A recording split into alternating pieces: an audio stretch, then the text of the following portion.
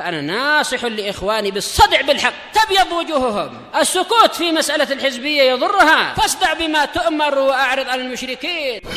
سلامي على دماج ورجالها والشيخ يحيى ودار العلم يا سعد بانيها. بسم الله الرحمن الرحيم.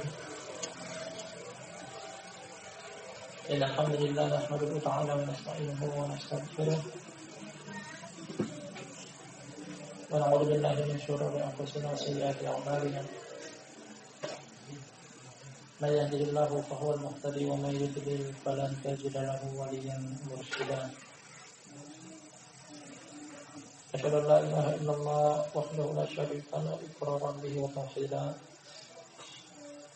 أشهد أن محمدا عبده ورسوله عليه الصلاة والسلام تسليما مزيدا. ثم أما بعد.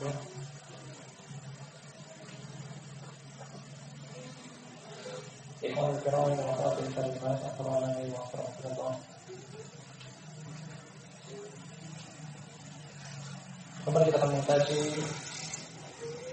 bagian dari tasbih pada maghrib dan isya di masjid yang kita sama-sama cintai ini, Masjid Jabal Kota Mubarak. Pada kajian kitab Tauhid alladzi wafaqallahu ala nabi yang dikarang oleh Syekhul Islam Al-Mujaddid Al-Imam Muhammad bin Abdul Wahhab An-Najdi At-Tamimi rahimahullah. Pada pertemuan terakhir, alhamdulillah telah kita selesaikan satu bab secara sempurna dari judul bab beserta dalil serta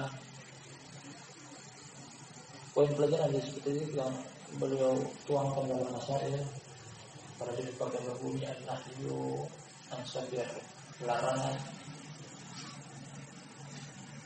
dari mencela angin. Yang telah kita selesaikan bahwasanya angin adalah makhluk ciptaan Allah yang berhembus dan diamnya, bergerak dan diamnya berdasarkan perintah dari Allah Subhanahu wa taala. Kalau mencela Allah berarti secara langsung mencela yang memerintahkannya. Dari perincian dalamnya dari dasar hukum kitab dan sunnah bahwa angin terkadang datang sebagai bentuk rahmat dari Allah, terkadang juga datang bentuk azab atau siksaan. Yang kesimpulannya dia adalah makhluk ciptaan Allah bergerak dan berhembus berdasarkan perintah dari Allah. Pada pertemuan kita kali ini kita ambil judul bab baru, jadi cukup panjang kita akan baca. Kata sampai dulu semoga Allah merahmati beliau. Bab as-saminatu al-khamsa.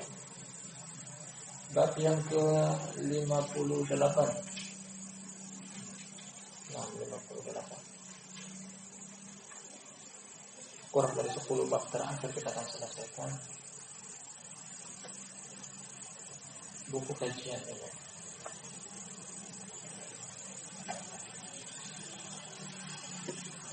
Nah, beliau memiliki terkadang kita jumpai bab yang semacam ini disebutkan judul bab beserta angka dari bab, namun ternyata materi dari bab beliau ambil semacam penukilan dari potongan ayat. Kita akan simpulkan nanti apa yang maksud dari judul bab ini setelah kita baca ayatnya. Potongan ayat yang ke-154 dari surat Ali Imran. Qaulullah Ta'ala, kata Allah yang Maha Tinggi. Yadunnuna billahi ghairal haqq dunnal jahiliyah. Yaquluna hal lana minal amri min syai' qul innal amra kulluhu lillah. Yukhfuna fi anfusihim ma la yubduna lak. Yaquluna law kana lana minal amri syai'un ma qutilna hahuna. Qul law kuntum fi buyutikum labarazal ladzina kutiba alaihimul qatlu ila madaji'ihim waliyabtaliyallahu ma fi sudurikum waliyumahhisu ma fi qulubikum wallahu alimun bidatis sudur. Ini potongan ayat yang berjadikan sebagai judul bab. Kita akan baca atau kita akan artikan dari perkataan Allah yang Maha Tinggi, mereka yang orang munafik menyangka tentang Allah bukan dengan kebenaran. Persangkaan jahiliyah. Jadi berprasangka buruk kepada Allah. Fokus pada satu kalimat ini. Orang munafik berprasangka buruk kepada Allah. Apa isi prasangka buruk mereka tersebut? Yaqulu, mereka mengatakan, hal lana minal amri min syai'. Apakah ada bagi kami keputusan akan sesuatu, perkara akan sesuatu? Artinya boleh tidak kita menentukan sesuatu dari diri kita sendiri? Kul, katakanlah wahai Muhammad, orang yang diturunkan kepada beliau Al-Quranul Karim, innal amra kullahu lillah.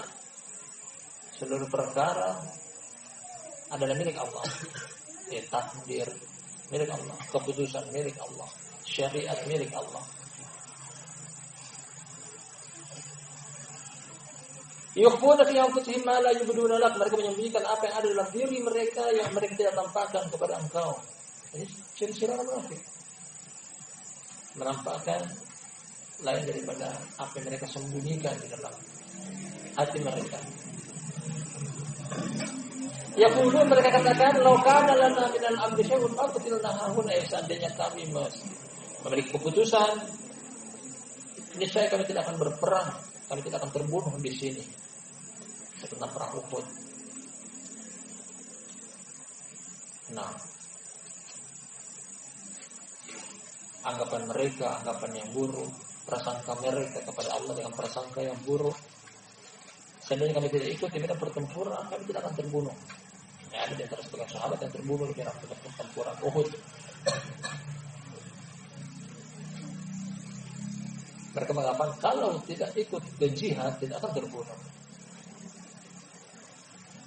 Wa inna dimanapun kalian berada, akan datang setelah ini ayatnya, kematian akan menjemput kalian, akan mendatangi kalian sampai sudah tiba ada ajalnya, baik itu di jihad ataupun di luar jihad.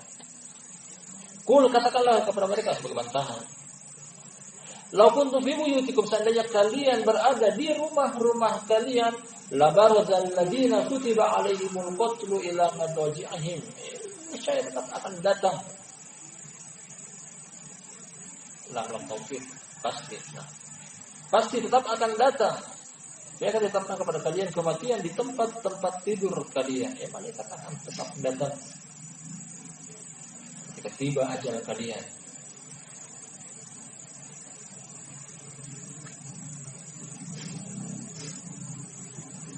Idza jaa ajaluhum la yastakhiruna sa'atan wa la yastaqdimun. Apabila telah datang ajal mereka, waktu tiba kematian mereka, tidak akan pernah dimajukan meskipun sesaat, wala diakhirkan. Yang sering kita ungkapkan bahwasanya jihad tidak akan mempercepat kematian seseorang. Sebagaimana juga meninggalkan jihad tidak akan memundurkan waktu kematian seseorang. Kalau sudah ajal ya ajal.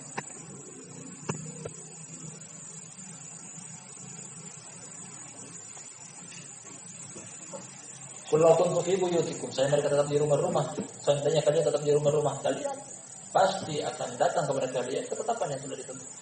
Nah, kematian telah ditetapkan. Meskipun kalian berada di tempat-tempat tidur kalian. Waliyabtali Allahu ma fi sudurikum. Ya, Allah akan menguji apa yang di dada-dada kalian. Waliyumahhisu ma fi qulubikum, dan Allah membersihkan apa yang di dalam hati-hati kalian. Wallahu alimun bidzati sudur, dan Allah Maha mengetahui apa yang terdapat di dalam dada.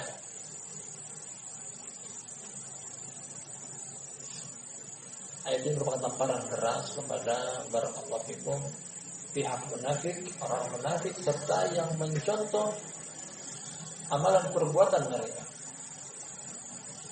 dalam hal kemunafikan. Yaquluna fi anfusihim ma laysa fi qulubihim. Yaquluna bi alsinatihim ma laysa fi qulubihim. Dalam ayat berbunyi yukhfuna fi anfusihim. Nah, fi anfusihim ma la yubduna lak. Mereka menyembunyikan apa yang dalam diri mereka yang mereka tidak tempatkan kepada engkau. Lisan mereka menyelisih isi hati mereka. Penyebutan dari ayat ini pertama-tama tentang yaduluna billahi ghairal haqqi dzannal jahiliyah. Mereka berprasangka buruk kepada Allah dengan tidak pantas prasangka jahiliyah. Jadi ayat ini mengajarkan kepada kita yang terus yang akan dengan maksud dan tujuan bahwa prasangka buruk kepada Allah dengan jenis dan macamnya kita akan terangkan nantinya, termasuk hal yang menggugurkan tauhid. Pada sepenggal ayat dari surat Ali Imran bercerita tentang perang Uhud, mereka berprasangka buruk bahwasanya kematian yang menimpa sebagian orang di perang Uhud karena mereka datang ke jihad. Kalau seandainya mereka tidak datang, niscaya tidak akan terbunuh. Prasangka buruk. Menganggap bahwa syariat Allah berupa jihad, menganggap bahwa syariat Allah berupa jihad sebab terbunuhnya atau sebab matinya para korban yang berguguran di perang Uhud. Jadi prasangka yang buruk. Nah, jihad adalah kebaikan. Meskipun Allah menerangkan bahwasanya jihad, peperangan dibenci. Hanya saja belum tentu apa yang kita benci adalah kebaikan bagi kita. Atau belum tentu apa yang kita benci adalah keburukan bagi kita. Itu adalah kebaikan. Kutiba alaikumul qitalu wa huwa kurhul lakum wa 'asa an takrahu syai'an wa huwa khairul lakum wa 'asa an tuhibbu syai'an wa huwa syarrul lakum wallahu ya'lamu wa antum la ta'lamun. Allah Subhanahu wa taala ditetapkan bagi kalian berperang. Padahal peperangan dibenci oleh kalian. Namun bisa jadi apa yang kalian benci ternyata adalah kebaikan bagi kalian. Bisa jadi apa yang kalian senangi ternyata itu adalah kejelekan bagi kalian. Allah lebih mengetahui sedangkan kalian tidak mengetahui.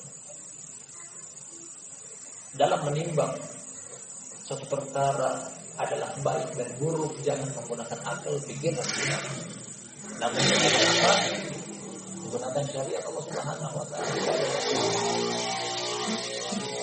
Manakala Al-Quran dan Rasulullah mengatakan itu baik, meskipun hati kita mengatakan buruk, tuding hati kita bahwasanya hati kita lah yang buruk. Manakala Al-Quran dan Rasulullah mengatakan itu buruk, meskipun hati kita mengatakan baik, tuding hati kita bahwasanya hati kita adalah buruk.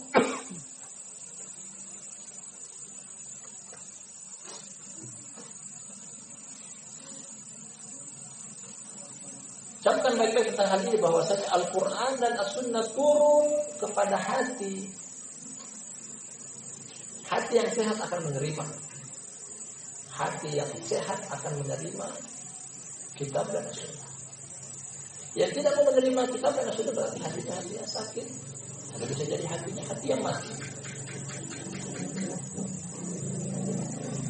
Apapun yang datang dari syariat Allah Subhanahu wa taala, baik itu berupa perintah ataupun larangan yang berkaitan tentang wajib, sunnah, mubah, makruh dan haram, ketika telah diterapkan oleh sunnah dengan hukum-hukum tersebut, itu adalah kebaikan bagi umat manusia.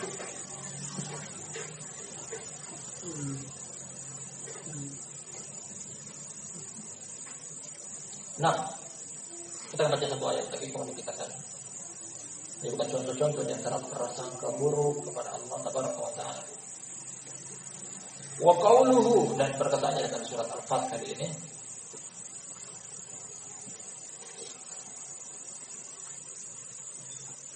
Adh-dhannina billahi dhanna as-saw, 'alaihim da'iratus syaw.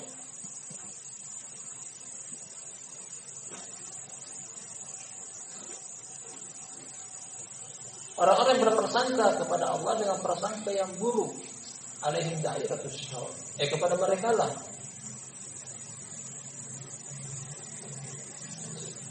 buah hasil dari prasangka buruk mereka tersebut. Kita akan klubkan ayat itu dengan hadis barakallahu fikum jami'an. Dalam hadis dari Abu Hurairah radhiyallahu anhu dalam Sahih Bukhari dan Sahih Muslim, kata Nabi sallallahu alaihi wasallam, hadis yang panjang namun potongannya adalah kata Allah Tabaraka wa Ta'ala dalam hadis qudsi, ana inda dhanni 'abdi bi wa ana ma'ahu idza dzakarani. Kata Allah Tabaraka wa Ta'ala dalam hadis qudsi dalam Sahih Bukhari dan Sahih Muslim, aku, kata Allah, tergantung dari apa yang hambaku sangkakan kepadaku. Maksud dari perkataan Allah Tabaraka wa Ta'ala ini adalah, aku kata Allah Subhanahu tergantung dari apa yang hamba persangkakan kepadaku. Apabila hamba berprasangka baik kepadaku, itulah buah hasil dari kebaikan bagi diri dia. Dan apabila hamba berprasangka buruk kepadaku, pun dia akan mendapatkan hasil keburukan dari persangkaan dia tersebut. Alaihi dairatus shaw. Karena orang munafik berprasangka buruk kepada Allah, Allah pun berikan apa yang mereka sangkakan. Contoh kecil barakallahu fikum seperti misalnya seseorang berdoa kepada Allah, namun dia tidak yakin dengan doa dia bahwasanya Allah akan mengabulkan. Allah tidak akan kabulkan. Wa illa prasangka baik kepada Allah adalah ketika seseorang beramal, dia berprasangka baik kepada Allah bahwasanya Allah akan menerimanya, Allah akan menerima.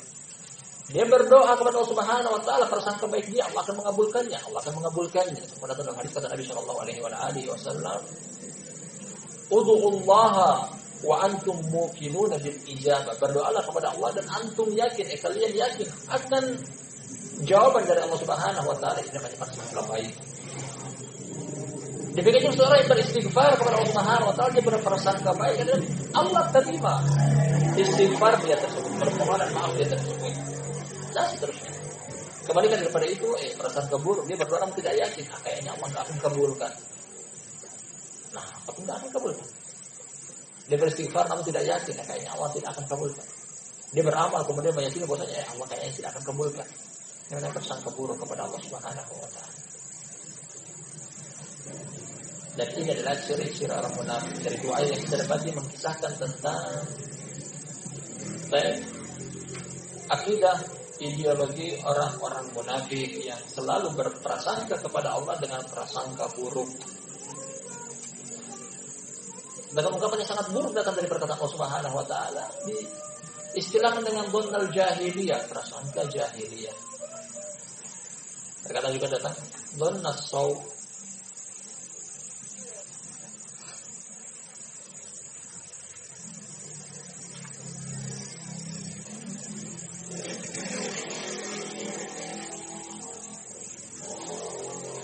Ini muncul dari dhaful yakin, lemahnya keyakinan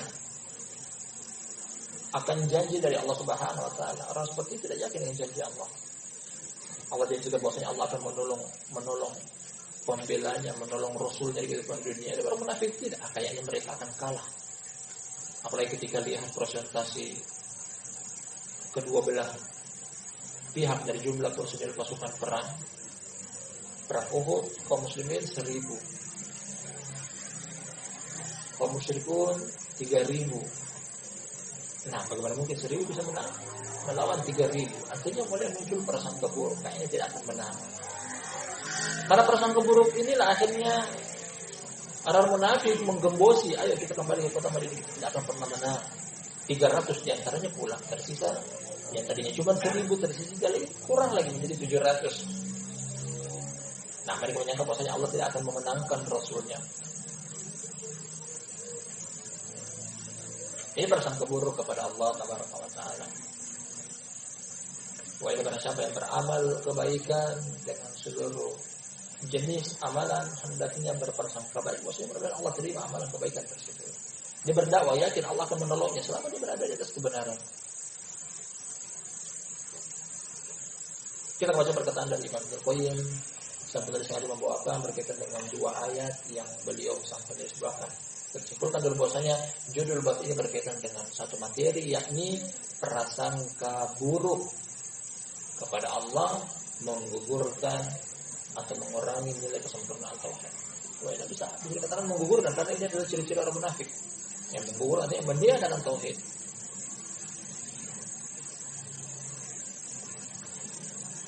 Kata Syekh Muhammad bin Abdul Wahhab rahmatullahi alaih, qala Ibnu Qayyim fil ayatil ula, Ibnu Qayyim berkata dalam ayat yang pertama, ayat surat Ali Imran, Fusira hadzal dhann bi annahu subhanahu la yansuru rusulah wa an amruhu sayatmahir. Perhatikan. Ibnu Qayyim rahimahullah alaihi pada ayat yang pertama ayat surat Al-Imran mengatakan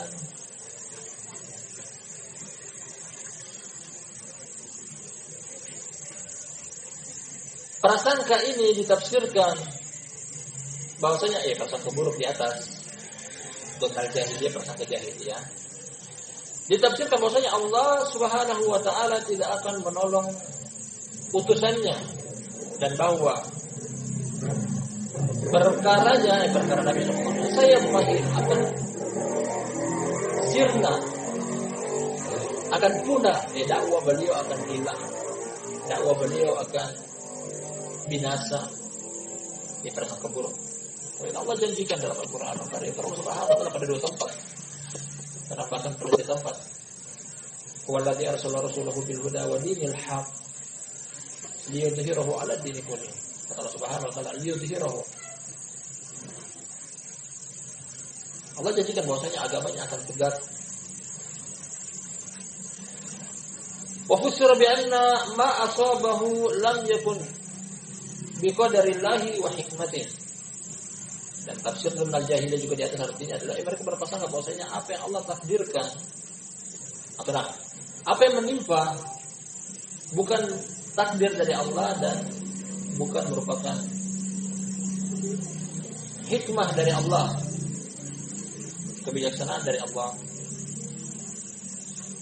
Fafusir bi inkaril hikmah wa inkaril qadar. Dhanal jahiliyah ditafsirkan dengan orang-orang munafik, mereka memahami tentang pengingkaran terhadap hikmah, pengingkaran tentang takdir dari Allah Subhanahu wa taala.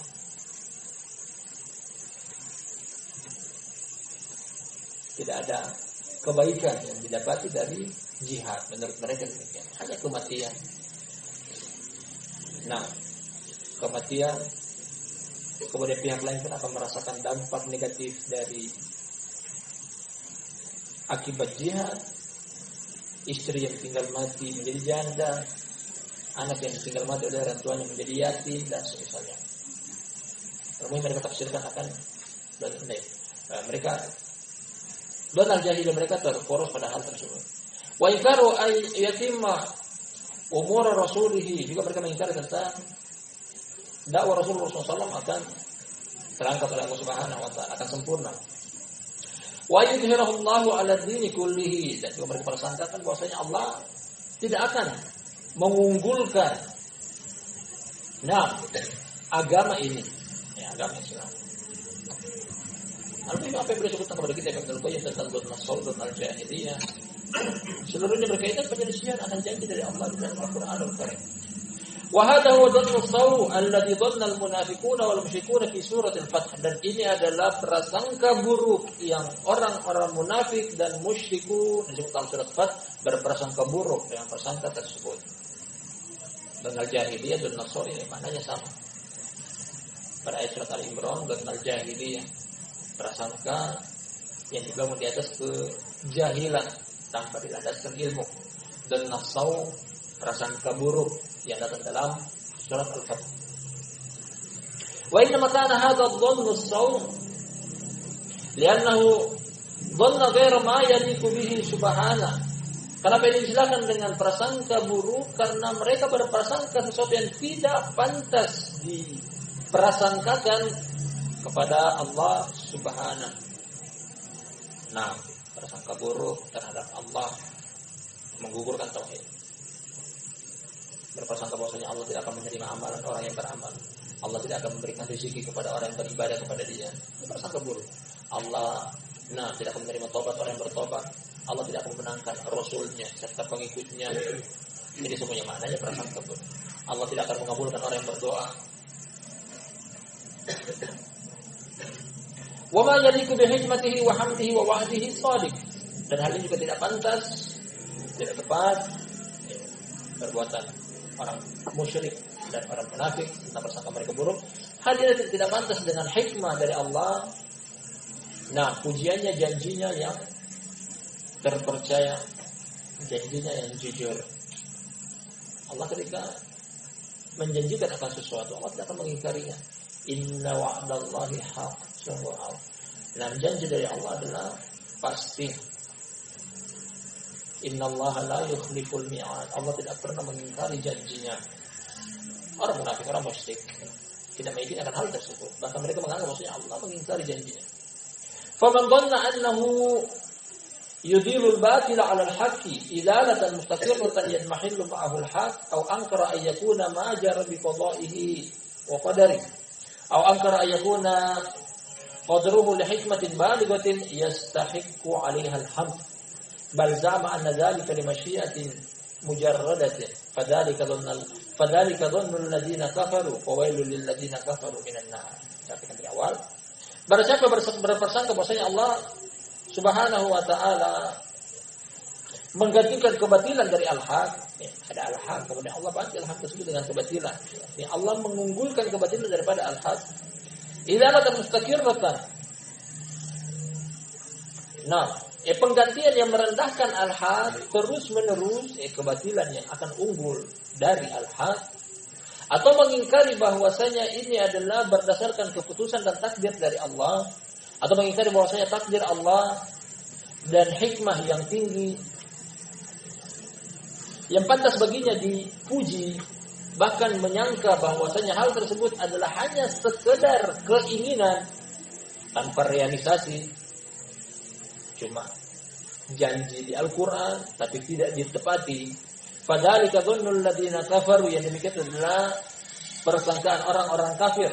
Fawailul lil ladzina kafaru minan nar. Buah hasil dari persangka orang kafir buruk tersebut. Nah, wailun, celaka bagi orang-orang kafir di dalam neraka. Mana wailun juga adalah sebagaimana mereka mengatakan tentang sebuah lembah di dalam neraka. Wailun.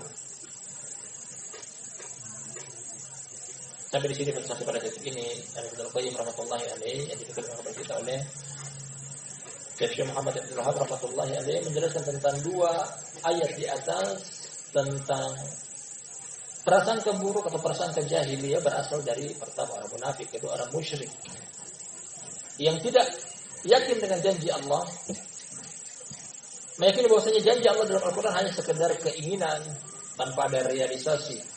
Hal ini adalah bentuk prasangka buruk kepada Allah. Sudah selesaikan apa yang boleh bawakan kepada kita dari Imam Al-Qayyim. Wa aktsarun nasi yadulluna billahi dhanna as-sawu fi ma yahtassu bihim wa fi ma yaf'aluhu bi ghairihim wa la yaslamu min dzalika illa man arafa Allah wa asma'ahu wa sifatahu. Kebanyakan manusia mereka berprasangka kepada Allah dengan prasangka yang buruk, sesuatu yang khusus pada diri mereka.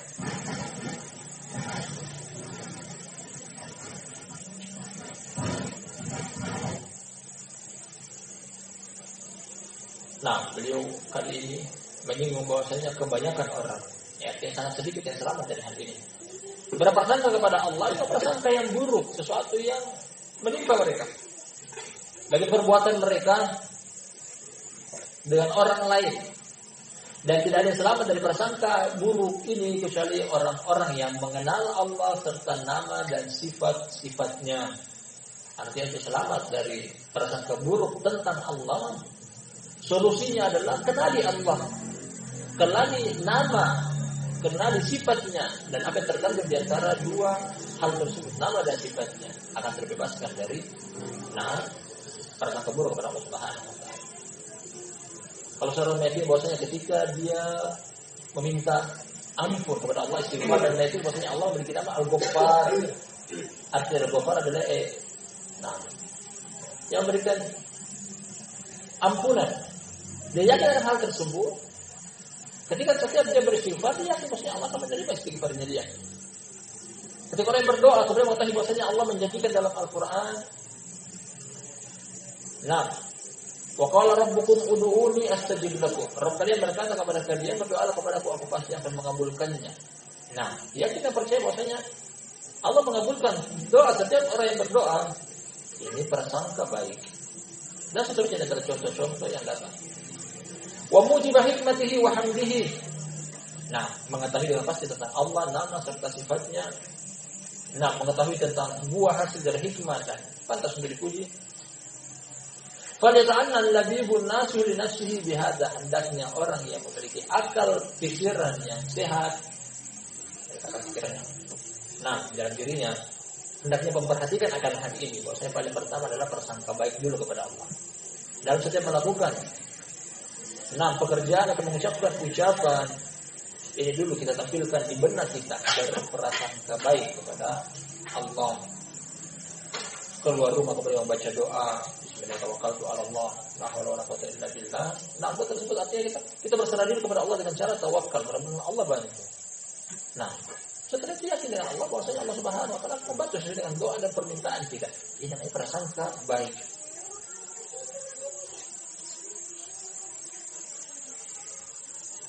Wal yatub ila Allah wal yastaghfirhu min dhannihi bi rabbih dhanna saw.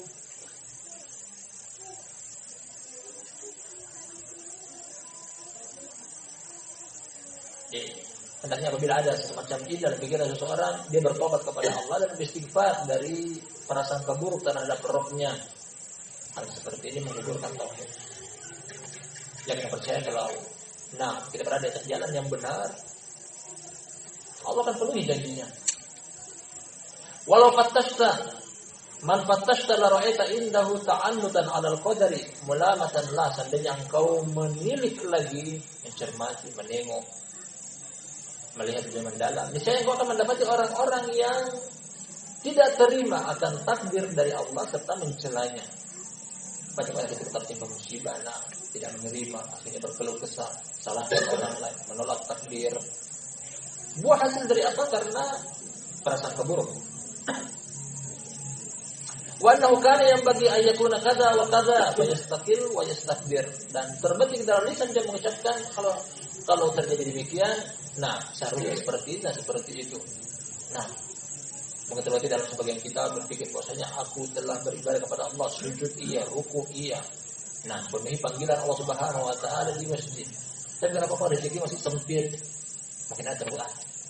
Apa janji Allah memang betul? Akhirnya muncul hal-hal semacam ini.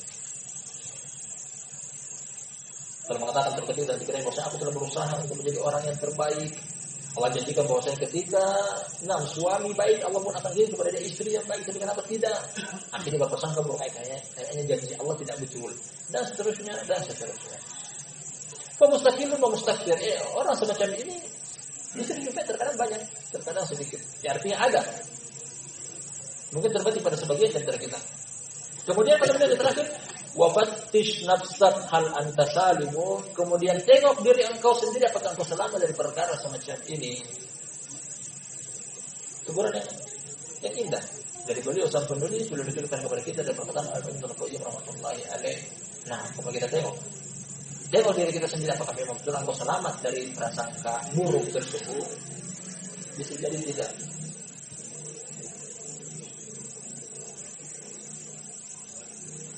Sebagian orang mungkin berpikir, sudah berdoa kepada Allah Subhanahu wa taala, kenapa belum dikabulkan? Bisa jadi muncul dari dia prasangka buruk. Kenapa Allah tidak kabulkan? Berarti janji Allah tidak tepat. Hati-hati, karena yang kita dapat dari dua ayat yang sebagian berita tentang prasangka buruk ini berasal dari dua pihak yang kedua-duanya adalah buruk konotasinya dalam Al-Qur'anul Karim, munafik dan musyrik. Tidak ada yang baik. Tidak ada baiknya ketika berprasangka buruk kepada Allah Subhanahu wa taala. Sudah berusaha keluar, bertawakal kepada Allah Subhanahu wa taala, berharap bahwasanya rezeki hari ini baik, ternyata hasilnya buruk. Padahal sudah tempuh keluar rumah membaca doa, ikhtiar, bertawakal, berserah diri kepada Allah Subhanahu, ternyata rezeki yang kita dapat hari ini buruk. Mungkin hal semacam ini pada terbetik dalam pikiran kita. Dianjurkan bahwasanya tobat kepada Allah dan beristighfar untuk berprasangka buruk kepada Allah Subhanahu wa taala. Karena kalau kita tengok lagi hal-hal semacam ini mungkin terjadi pada diri kita, bisa jadi adalah ujian dari Allah Subhanahu wa taala. Karena kata Allah Subhanahu wa taala, "Wa ma tasya'una illa ayyasha Allah." Tidaklah apa yang engkau kehendaki kecuali di bawah kehendak Allah Subhanahu wa taala. Namun yakin dan percaya bahwasanya ketika engkau berada di atas jalan yang hak, engkau akan sampai padanya. Nah, wa man jahada fa innama yujahidu li nafsihi. Allah Subhanahu wa taala bersungguh-sungguh, sesungguhnya saja dia bersungguh-sungguh akan diri dia sendiri. Allah akan sampaikan apa yang dia cari. Hanya saya mungkin hal semacam ini, kita kira kepada mana bahwasanya ini adalah ujian. Dunia adalah ujian. Kita tinggal di dunia yang tempatnya adalah tempat untuk diuji. Walau kalau kita mengharap bahwasanya Allah Subhanahu wa taala memberikan kita rezeki setelah kita berusaha, wa illa siapa yang paling banyak usahanya dalam hal beribadah kepada Allah Subhanahu wa taala. Nabi kita Muhammad sallallahu alaihi wasallam ternyata kita jumpai dari kisah-kisah yang kita baca, beliau adalah orang yang paling miskin. Paling miskin, wa illa kurang apa beliau dalam beribadah?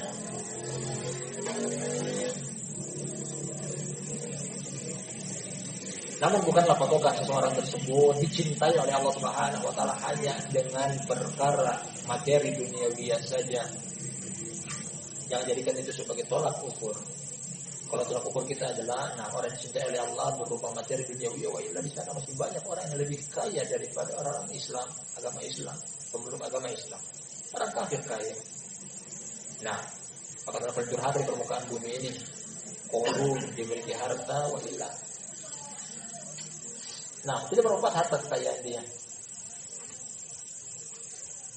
Terakhir kata penulis, masih perkataan Imam Ibnu Qayyim, penutup dari perkataan beliau ini. Fa in tanjum minha tanjum min di adimatin wa illa fa inni la ukhalika najiyah. Nah, maaf dari kata syair ini bahwasanya saya yang selamat dari satu perkara yang agung, namun belum tentu selamat dari perkara yang lain, seperti permasalahan.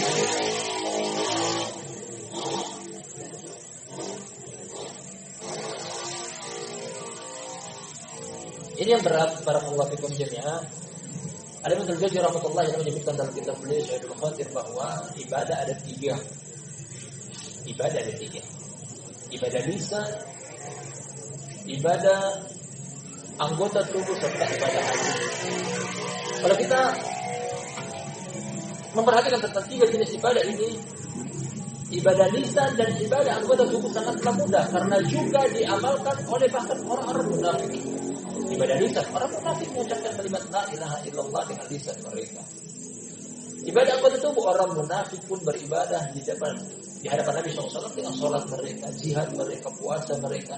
Namun ibadah hati yang berat. Ibadah hati ketika tadi dalam pikiran sebagian kita. Nah, ya Allah kenapa rezeki masih sempit padahal aku sudah sujud, aku sudah ruku, sudah puasa, sudah beribadah. Nah, bukankah ini jaminan dari Engkau bahwa ketika orang beribadah kepada Allah, Allah akan berikan kemapanan, berikan kejayaan di permukaan bumi. Tapi kenapa? Kenapa masih sempit rezeki? Nah, mungkin muncul prasangka buruk kepada Allah Subhanahu wa taala akan hal semacam ini. Nah, janji dari Allah bahwasanya barang siapa yang baik, Allah pun akan beri kepada dia orang yang baik, memberi jodoh kepada Allah Subhanahu wa taala. At-thayyibatu lit-thayyibina wat-thayyibuna lit-thayyibat sampai akhir ayat. Dan surat An-Nur. Nah, kita sudah berusaha baik, tapi ternyata istri kita enggak baik. Berarti apa yang salah, apa yang keliru? Akhirnya muncul prasangka buruk bahwasanya janji Allah tidak betul. Dan semacam ini dan semacam ini dan semacam ini banyak. Nah, juga janji dari Allah bahwasanya innallaha fi auni al-'abdi ma kana al-'abdu fi auni akhi. Mungkin kita telah membantu orang, mengharap pun ketika kita butuh bantuan Allah akan membantu kita. Sudah banyak orang yang kita bantu, tapi ketika kita terdesak tidak ada seorang pun yang bantu kita. Akhirnya muncul juga prasangka buruk kepada Allah Subhanahu wa taala. Hal semacam ini mungkin pernah terbetik dalam pikiran kita. Waliyadillah. Dan yang kita kaji adalah tentang kitab tauhid. Artinya hal ini menyelisihi tauhid, menggugurkan tauhid. Bahkan dari dua ayat yang kita dapati, ini adalah perbuatan orang-orang munafik dan orang-orang musyrik. Kita baca masailnya.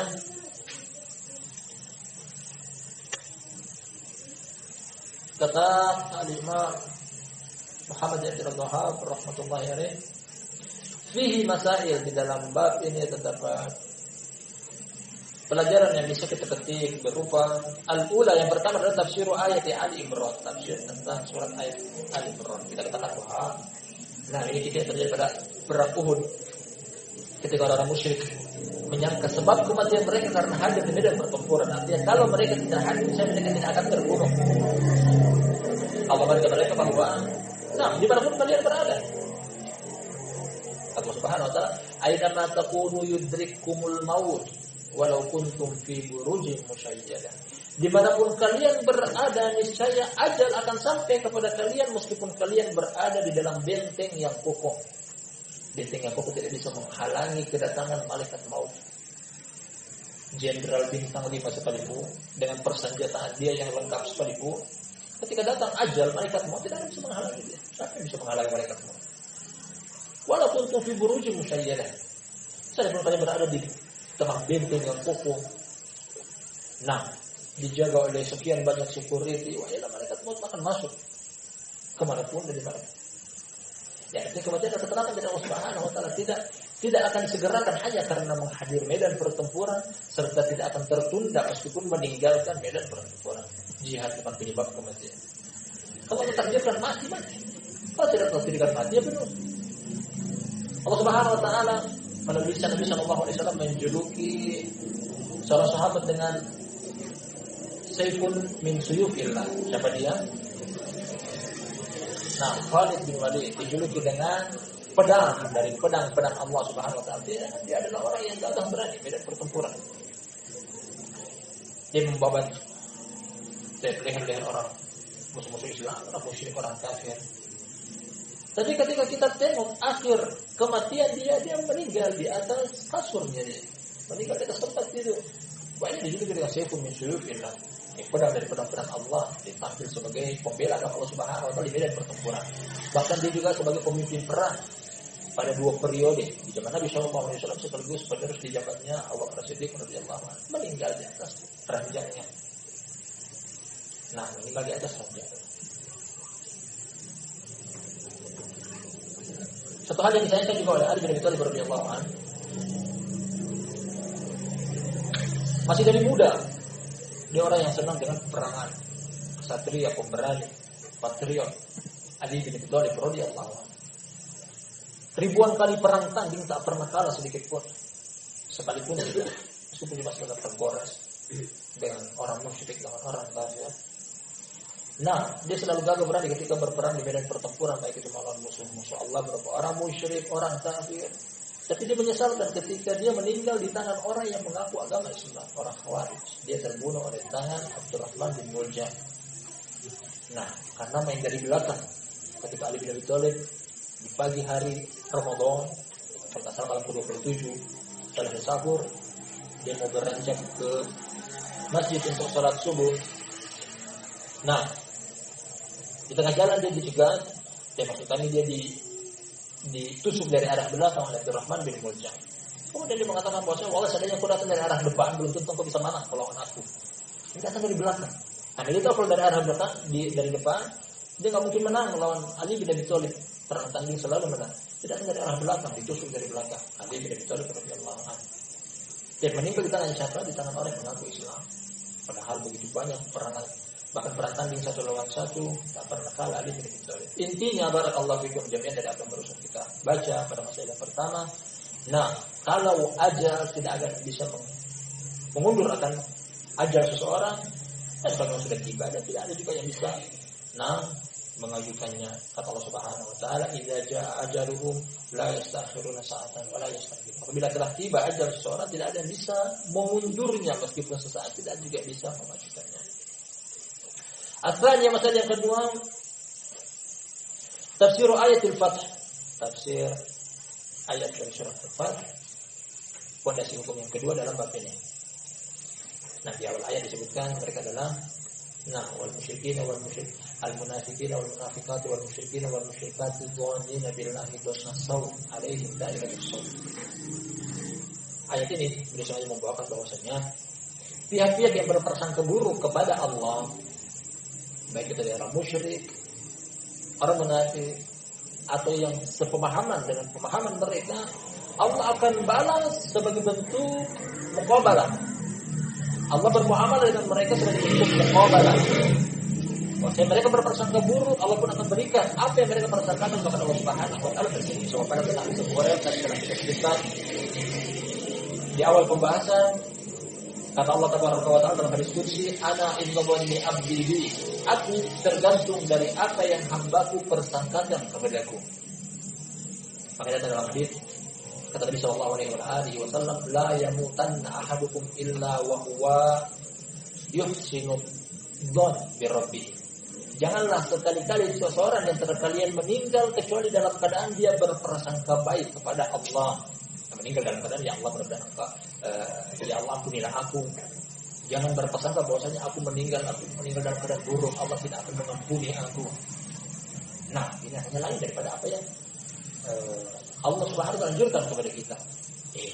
Ayat dari surat Al-Fat menganjurkan atau memberikan kita pelajaran bahwasanya Allah Subhanahu wa taala akan memberikan sesuatu kepada hamba-Nya tergantung dari prasangka dia kepada Allah. Kalau berprasangka baik kepada Allah, Allah akan berikan dia kebaikan. Kalau berprasangka buruk kepada Allah, Allah akan balas dia dengan prasangka buruk dia tersebut.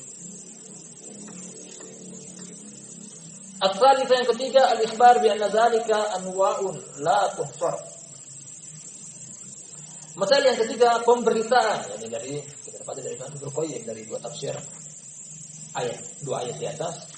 Bahwasanya perkara tersebut prasangka buruk kepada Allah adalah perkara-perkara yang tidak memiliki batasan, masuk pada hal apapun. Pada hal-hal apapun. Tadi telah kita contohkan dengan begitu banyak di depan bahwasanya seorang berprasangka buruk kepada Allah ketika dia beristighfar, dia tidak yakin bahwasanya Allah akan mengampuninya. Ketika dia berdoa tidak yakin Allah akan mengabulkannya. Ketika dia beramal kebaikan, dia tidak yakin Allah akan menerimanya dan seterusnya. Ketika dia keluar mengais rezeki, dia tidak yakin bahwasanya Allah akan memberikan dia rezeki. Akhirnya, mungkin selama ini kita merasa rezeki kita terhambat karena kurang yakin, karena masih berprasangka buruk kepada Allah Subhanahu wa taala kan semacam ini. Ar-Rabi'ah yang keempat sekaligus yang terakhir dan penutup, annahu la yaslamu min dzalika illa man arafa al-asma'a was sifat wa arafa nafsah. Ini dijadikan sebagai penutup, sebagai solusi bahwa tidak ada yang selamat dari perkara semacam ini kecuali orang-orang yang mengenal tentang nama dan sifat Allah serta mengenal dirinya sendiri. Intinya, jalan keluar untuk terhindar dari prasangka buruk kepada Allah adalah kenali Allah, kenali nama-namanya, kenali sifat-sifatnya, kenali konsekuensi dari mengenal tentang nama dan sifatnya. Akan terselamatkan dari prasangka buruk. Itu contoh kata depan seperti Allah Subhanahu wa taala memiliki nama Al-Ghaffar. Maka dari tersebut adalah Allah Maha menerima taubat. At-Tawwab. Mengampuni setiap hamba-Nya. Yakin dan percaya bahwasanya ketika kita bertaubat, ketika beristighfar kepada Allah, Allah akan ampuni. Mengenali juga bahwasanya Allah Subhanahu wa taala akan mengabulkan doa setiap hamba-Nya. Ketika berdoa, yakin dan percaya serta berprasangka baik bahwasanya Allah akan mengabulkan. Jangan tidak yakin, Allah akan balas pula dengan ketidakyakinan engkau tersebut karena prasangka buruk. Jadi solusi untuk keluar dari prasangka buruk kepada Allah Subhanahu wa taala adalah kenali Allah hakiki, sejati. Siapa Allah? Apa nama Allah? Apa yang terkandung dari nama Allah Subhanahu wa taala tersebut? Apa sifat Allah? Apa yang terkandung dari sifat-sifat Allah Subhanahu wa taala tersebut? Akan terhindar dari perkara yang juga mencoreng tentang kemurnian tauhid, prasangka buruk ini. Allah taala sesuatu seperti tadi pada pertemuan kita di malam hari yang berberkah ini telah kita selesaikan satu bab secara sempurna insyaallah pada pertemuan malam berikutnya kita akan ambil bab yang lain. Kita akhiri dengan doa kafaratul majelis. Subhanallah wa bihamdihi asyhadu an la ilaha illa anta astaghfiruka wa atubu ilaik.